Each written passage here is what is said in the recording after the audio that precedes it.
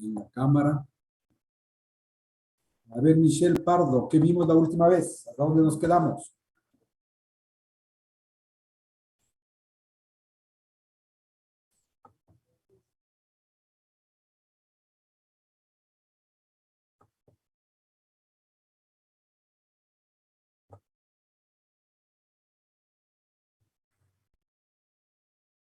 ¿Me están escuchando?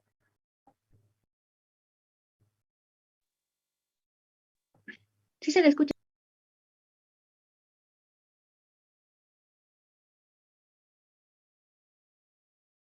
Ariana, ¿me escucha?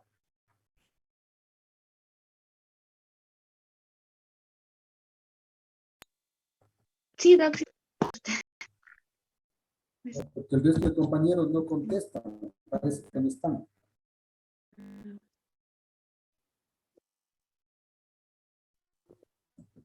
A ver, Ariana, ¿dónde nos habíamos quedado?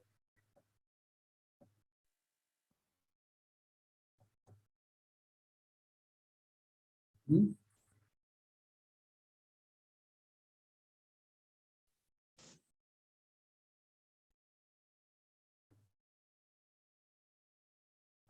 ¿Sí me escucha?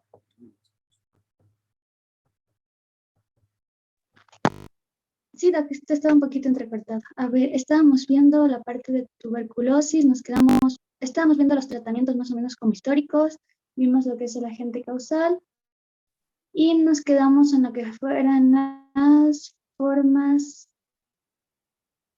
A ver, está acá. El diagnóstico. En lo que es la patogenia, la reactivación tuberculosa. Habíamos visto ya el diagnóstico la vez pasada, ¿de acuerdo? Sí vimos, ¿no? Ya, vimos la clínica. Depende de la En localización. patogenia de la TB nos quedamos. Pero anteriormente ya hemos visto el diagnóstico. ¿Sí, no? Habíamos visto el diagnóstico y que la clínica dependía de la localización, ¿no? Que la tos y Sí, expectoración durante más de 3 semanas nos obligaba a pensar en tuberculosis, ¿no? Y lo interesante siempre es buscar los sintomáticos respiratorios, el que tosen más de 15 días para diagnosticar si tiene o no tuberculosis. Esta ya vimos, ¿verdad? ¿Se acuerdan? La clínica. El diagnóstico era la baciloscopía, ¿verdad? ¿Sí? El cultivo, ¿ya? La radiología, que era muy importante, ¿no? Radiología postprimaria, como vemos, ¿sí? Las cavernas, ¿sí? Ahí está una caverna.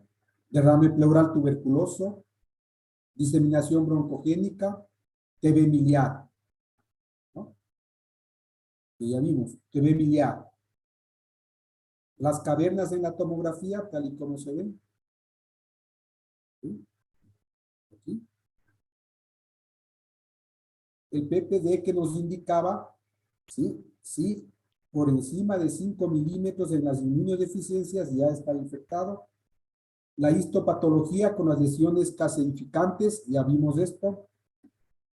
La histología, ¿no? Las células gigantes de Langerhans con la caseificación.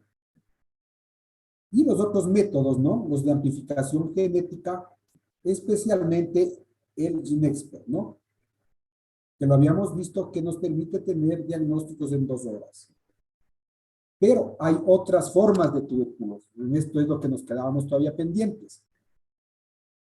TB infantil, que por sus características en niños menores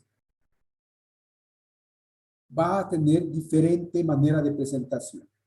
Y las TB extrapulmonares, ¿no? Pleural, ganglionar, urinaria, ósea, peritoneal, traqueobronquial, cerebral, genital, adrenal, piel, músculos, etcétera, puede tener diferentes manifestaciones. La tuberculosis infantil se considera tradicionalmente aquella que se produce en menores de 7 años. ¿Por qué? Porque en mayores de 7 años la tuberculosis es muy similar a la del adulto. Pero en menores de 7 años las características son diferentes. Suelen ser tuberculosis BK negativas. Negativas. No hay positividad habitualmente en la tuberculosis de los niños. Por lo tanto, los criterios clínicos sumados a la epidemiología nos permiten sospechar de tuberculosis en ellos. Pero los criterios clínicos son inespecíficos y de poco valor. ¿Bien? No es fácil diagnosticar tuberculosis en niños. Es mucho más complicado. ¿Ya? Depende de la localización, si es pulmonar, miliar o extrapulmonar. Los síntomas pueden ser tos, pero que no puede ser necesariamente productiva, la pérdida o no ganancia de peso, irritabilidad, malestar general, nos pueden hacer sospechar, pero es muy inespecífico. El examen físico tampoco nos aporta mucho. Fiebre, a veces eritema nodoso, bronquitis sin respuesta al tratamiento puede ser tuberculosis. La presencia de adenopatías puede hablarnos de adenopatía tuberculosa. Los criterios inmunológicos, PPD puede ser positivo, indica infección y vacunación, no nos da diagnóstico. Y criterios radiológicos, puede haber neumonía o complejo primario de adenopatías, nada. Pero lo importante son los criterios epidemiológicos, contactos con pacientes TB. ¿Sí? El criterio microbiológico histopatológico nos indica que para hacer diagnóstico tenemos que hacer aspirado gástrico. Les ingresamos a los pacientes, les ponemos una sonda nasogástrica y en la mañana aspiramos. Y eso se lo manda a laboratorio para buscar BK y pruebas como el Ginexpert. También puede hacerse esputo inducido, etc. Pero ojo, TB infantil, que son baciloscopías negativas, hay que hacer aspirado gástrico. Internar a los pacientes. Y hay estos criterios, ¿no? En los que sumamos puntos que nos permiten diagnosticar tuberculosis en los niños. Si encontramos el bacilo, 7 puntos y es diagnóstico. Más de 7 puntos diagnóstico, obvio. Un granuloma en histopatología tiene solo 4 puntos. Un PPD mayor de 10, 3 puntos. Antecedente de contactos con pacientes tuberculosos, 2. Radiología sugestiva, 2 puntos. Y cuadro clínico, 2 puntos. ¿Qué quiere decir? Que yo voy sumando puntos. Por ejemplo, tengo un niño con tos, fiebre, pérdida de peso, 2 puntos. 2 puntos. ¿Sí? No es tuberculosis. Pero si yo le agrego 2 puntos de que vive con el papá tuberculoso, ya tengo 4. Diagnóstico posible. Y si yo encima de eso tengo una radiografía sugestiva, tengo 6 puntos. Diagnóstico factible. Puedo empezar tratamiento. ¿Sí? Voy sumando entonces, ¿no? Si tengo un PPD de 3 puntos, más antecedente epidemiológico de 2 puntos y más cuadro clínico, estoy haciendo 7 puntos. Inicio de tratamiento. Esos son los famosos criterios de Stigen y Kaplan que yo los utilizo. Pero siempre hay que buscarle al bacilo, ¿no? Para dar el tratamiento. TB extrapulmonar. Hasta el 20% de todas las tuberculosis pueden ser extrapulmonares. ¿Qué quiere decir? Que estas me van a dar problemas en otros órganos.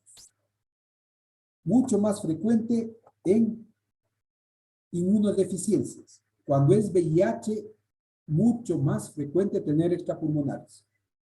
Habitualmente son BK negativas.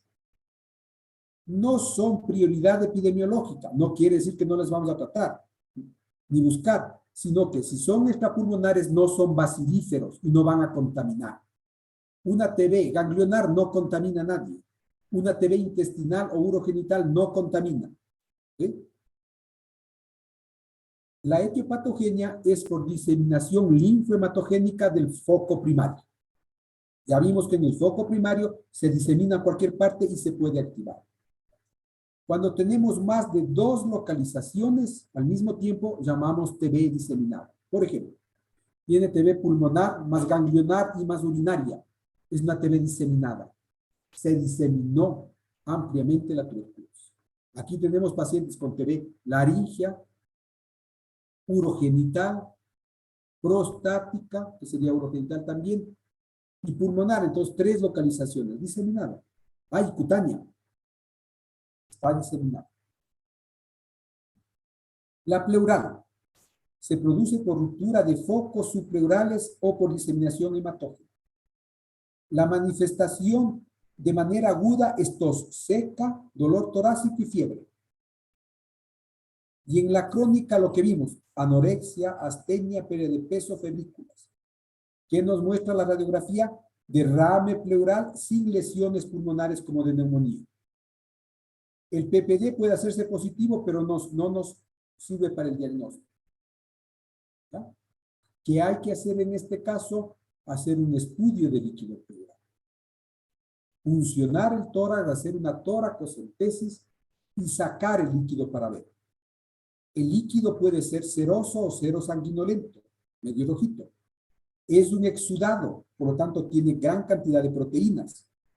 La glucosa está por encima de 60, pH puede ser ácido, y lo que nos interesa, que cuando se analiza las células del líquido pleural, son de predominio linfocitario o mononuclear.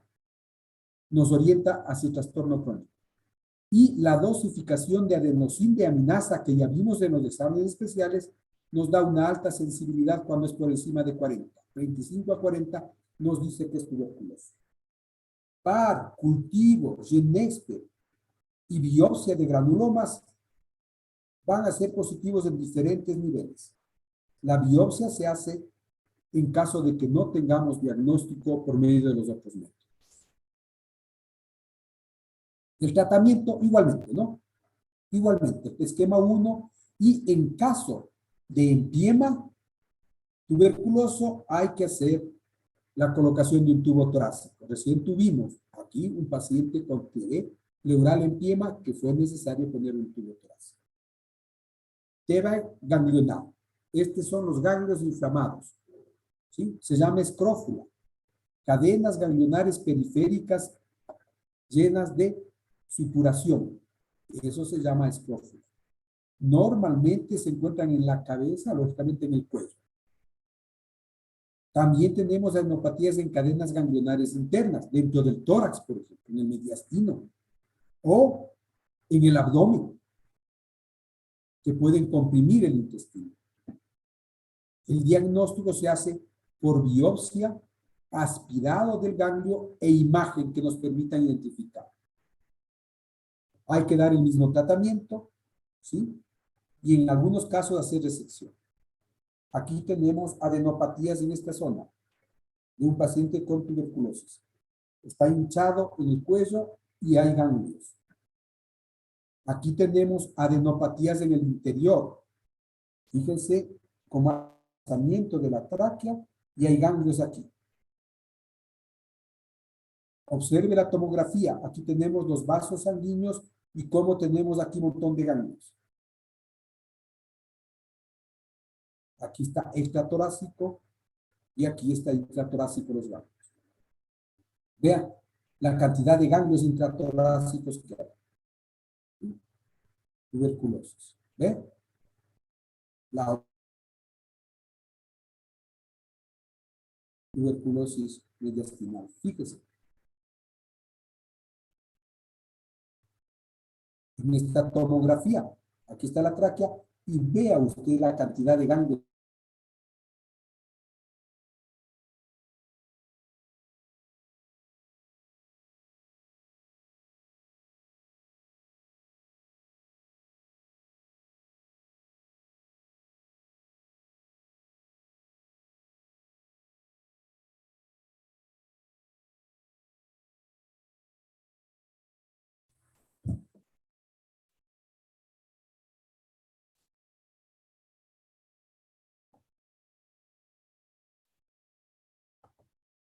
Si me escuchan, Sí, doctor. Sí, doctor. ya. Entonces estamos viendo en la tomografía la presencia de los ganglios aquí. Si me escuchan, ¿no? Los ganglios. ¿Sí se ve la flecha? Sí, doctor.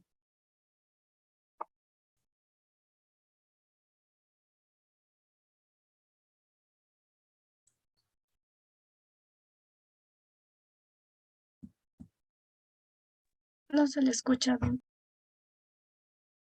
¿Me escuchan ahí? Ahí sí, Doc. ¿Me escucharon? Ahorita, Doc. Ahorita se le escucha. ¿Ya? ¿Me escuchan? ¿Sí? Sí, Doc.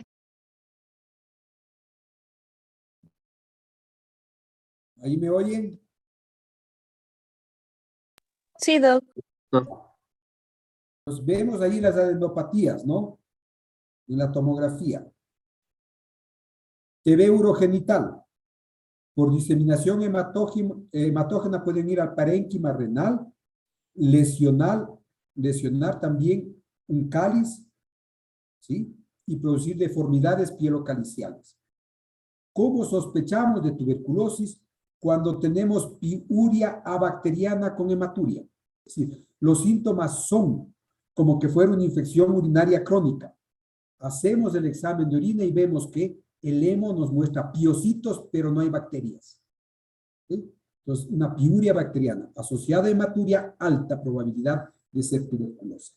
Hay que hacer VAR, cultivo de 3 a 5 muestras, seriadas, con Ginexpert también, ¿no? Y ahí se puede diagnosticar. Y en la radiología podemos ver las alteraciones, ¿no? Deformidades, hidronefrosis, etc.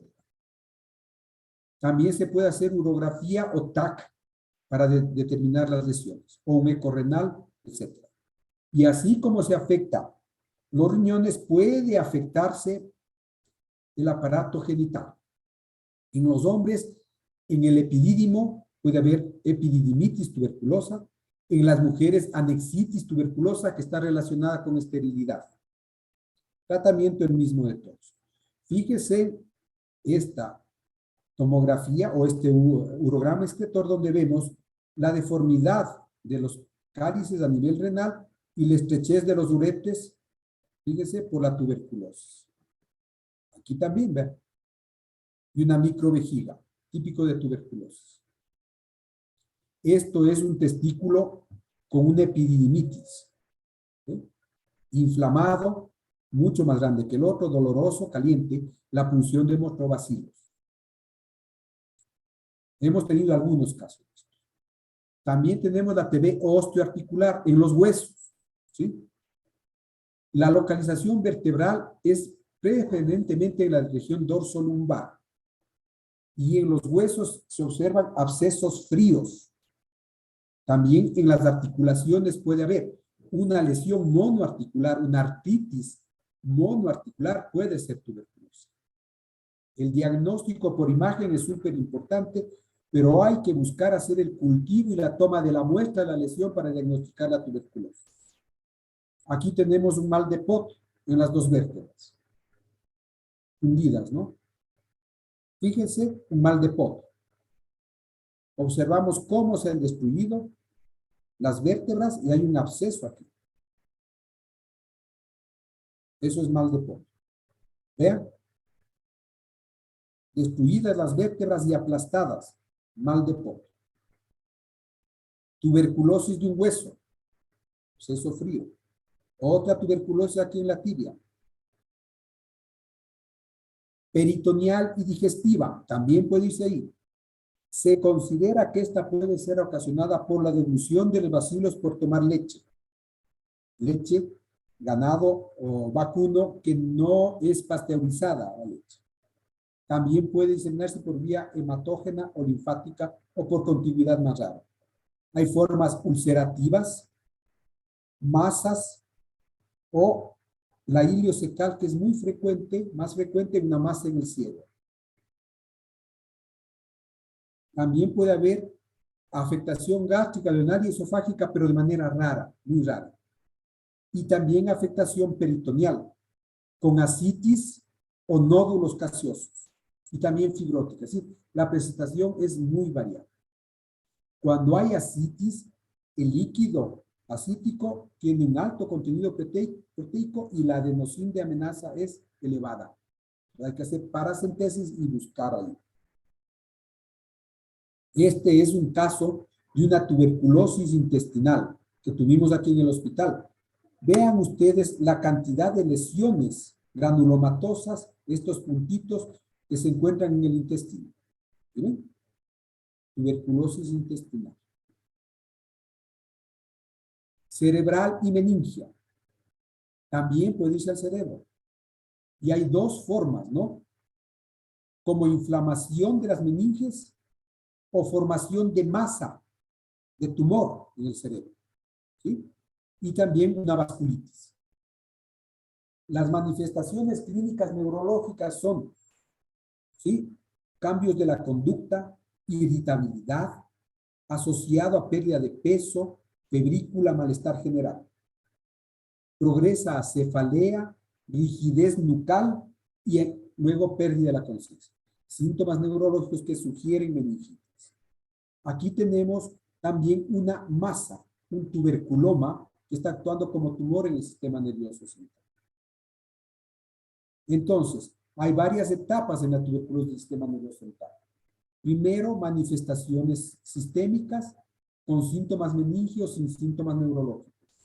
Luego, desorientación, confusión, hipertensión endocraniana.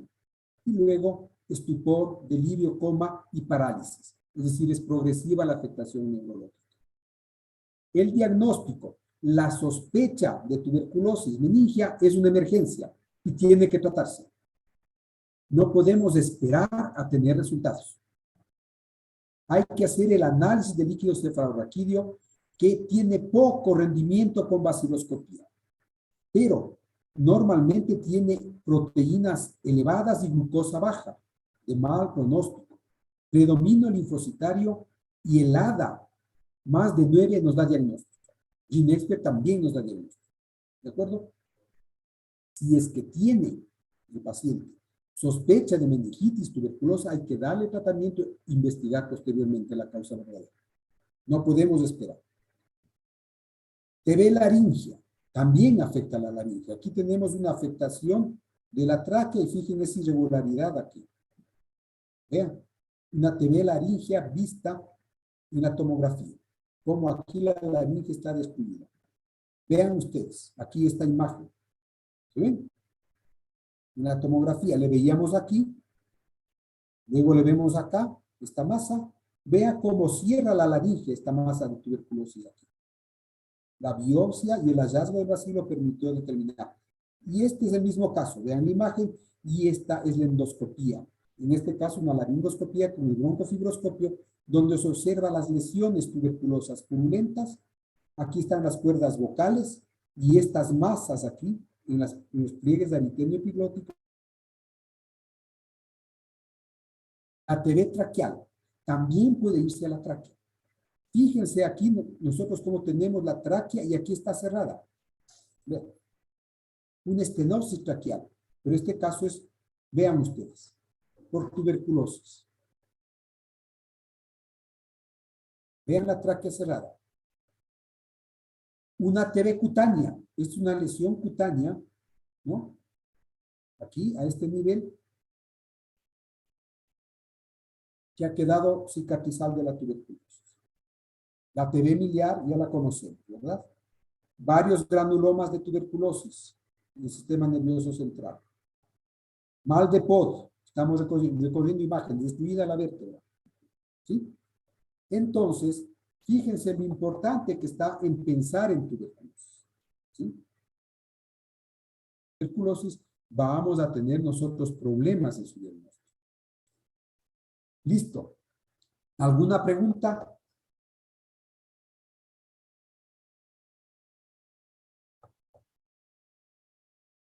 ¿Alguna pregunta?